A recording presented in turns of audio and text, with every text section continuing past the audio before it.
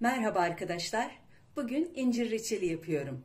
1 kilogram incirim var. Bunları temizce yıkadım, duruladım. Sularını süzdürdüm. Artık reçel yapımına hazır.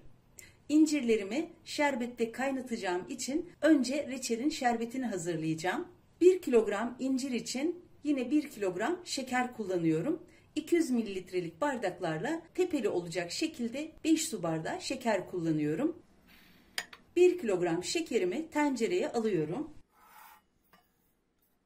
1 kilogram incir için 1 kilogram şeker, 1,5 litre su kullanıyorum.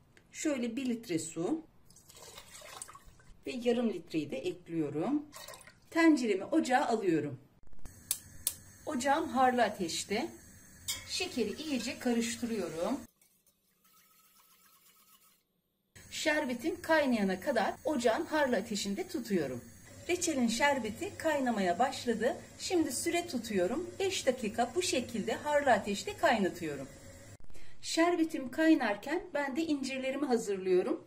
Şöyle saplı olan incirleri çok derinden olmayacak şekilde üstten sapını alıyorum ve kürdanla birkaç yerinden deliyorum. Yine sapını şöyle derin olmayacak şekilde alıp kürdanla birkaç yerinden deliyorum. Sapı olmayanlara hiç dokunmadan sadece kürdanla deliyorum. Bütün incirlerimi bu şekilde hazırlıyorum. İncirlerimin hepsini hazırladım. İncir suyunu salan bir meyve olmadığı için şekerde bekletmedim. Şekerde bekletmenin zaten bir mantığı da yok. Doğrudan şerbetin içine atıp kaynatacağım. Şerbetim de hazır. Şimdi ocağımın başına geçiyorum. Şerbetim kaynayalı tam 5 dakika oldu. Hazırladığım incirleri içine bırakıyorum.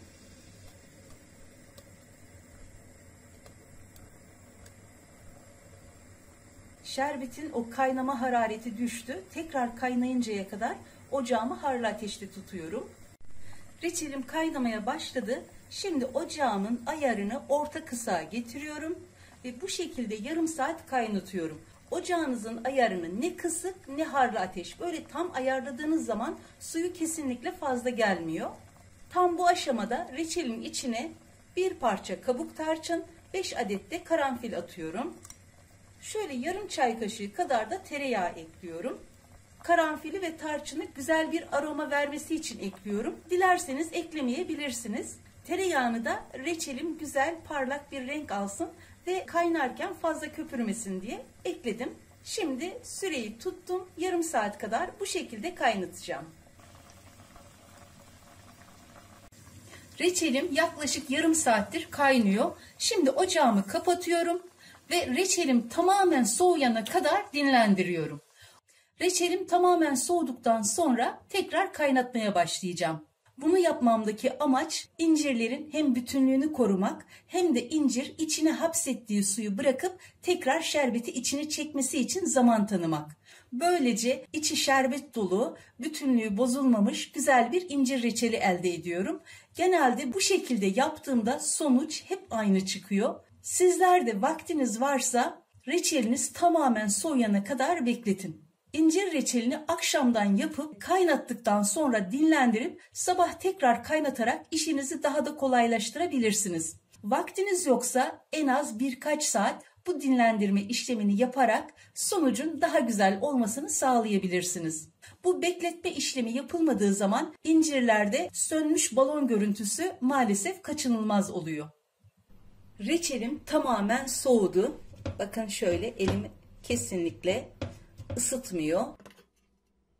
Böyle tamamen soğuyunca ortaya çok güzel bir sonuç çıkıyor. Bu bekleme esnasında içindeki tarçın kabuğunu ve karanfilleri de çıkardım. Bunlar içinde çok beklerse reçelin rengini çok karartıyor. İlk kaynamadan sonra içinden çıkardım. Şimdi ocağımı açıyorum. Reçelim tekrar kaynayıncaya kadar böyle harlı ateşte pişiriyorum. Reçelim kaynamaya başladı. Hemen ocağımı tekrar orta kısığa getiriyorum ve başından ayrılmadan yaklaşık 20-25 dakika daha kaynatıyorum. Belli aralıklarla kıvamını kontrol etmek gerekiyor. Bazen çok erken kıvama gelebiliyor. Bazen bu yarım saati bulabiliyor. Ocağınızın ve tencerenizin yapısına göre bu süre değişebilir. Ama mutlaka bu ikinci kaynatmada başında bekleyerek belli aralıklarla kıvamını kontrol ederek çok ağdalaşmamasına dikkat etmek gerekiyor. 20 dakika doldu. Şimdi içine 3 yemek kaşığı limon suyu ekliyorum. Ve 5 dakika daha kaynatacağım. Limon suyu yerine 1 çay kaşığı limon tuzu da kullanabilirsiniz. 5 dakika oldu. Şimdi birazını dolapta soğuttuğum tabağın içine alıp kıvamına bakacağım. Kıvamı çok güzel olmuş. Şimdi ocağımı kapatıyorum. Bir kısmını kavanozlara koyup vakumlayacağım. Bir kısmını da tencerede bekletip tencerede soğutacağım. Reçelimin bir kısmını kavanozlara alıyorum.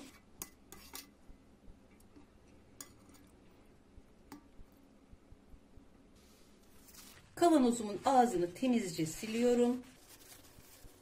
Hiç kullanılmamış 0,1 kapakla şöyle 3 geri 1, 2, 3 ve 1 ileri yaparak sıkıca kapatıyorum. Ters çevirmeden köşesine bırakıyorum. Bu şekilde kendi kendine vakumlanıyor. Kalan reçeli de tencerede kendi halinde soğumaya bırakıyorum. Çünkü bir kısmını sunum tabağına alacağım. Tencerede beklettiğim reçelim iyice soğudu. Kıvamı da çok güzel oldu. Şimdi sunum tabağına alıyorum.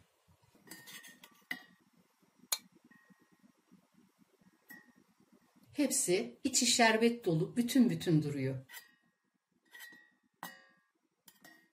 Reçelimi sunum tabağına ve bir kavanoza daha doldurdum. Sonuç gerçekten çok güzel oldu. İncirlerin bütünlüğü bozulmadı. İçi de şerbet dolu. Kıvamı da bekledikçe daha da yoğunlaştı. Birebir ölçülere uyulduğu takdirde sonuç hep aynı çıkıyor. Yıllardır yaptığım bir tarif. Mutlaka yapın ve deneyin derim. Yapacak ve deneyecek olan herkese şimdiden kolay gelsin, afiyet şifa olsun.